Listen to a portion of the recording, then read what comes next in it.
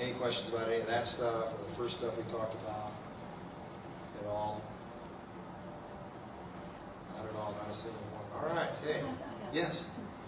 So you said with like the monkeys or like with the people that they tested that had the dopamine levels weren't right and it triggered that little light bulb with the methamphetamines, if you would have kept those same people there and you would have gave them alcohol or gave them cocaine or gave them opiates, would that same light bulb still lit up with that person?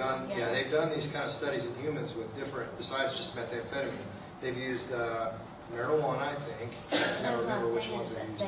And they see the same thing, yes. So the folks that have a low reward center, when you give them alcohol, I think it was alcohol, marijuana, some kind of opiate, and methamphetamine. It seems like cocaine too, so that's quite a few things.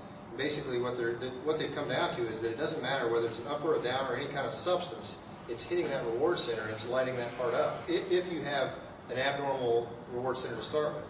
But if you don't have an abnormal reward center to start with, these folks say, I could take it or leave it, and it didn't light up the brain as much.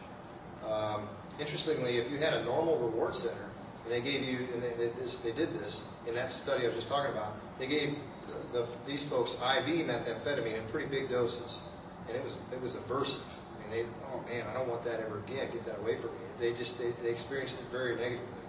So it has a lot to do with how your brain is wired to start with, as to how you experience these different drugs.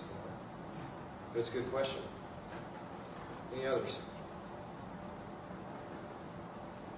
Okay, I think next month I'm going to try to, actually next month I got to move it up a little bit. So it's going to be November 14th, I think. Yeah, Laura and I should communicate a little bit about this.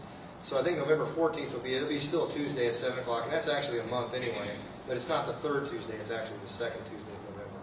So keep that in mind, and I'll send out my normal flyer and all that to announce it. But I think, I haven't decided for sure on the topic, but I think what I'm going to do is start where I started in the very, very beginning of all these lectures.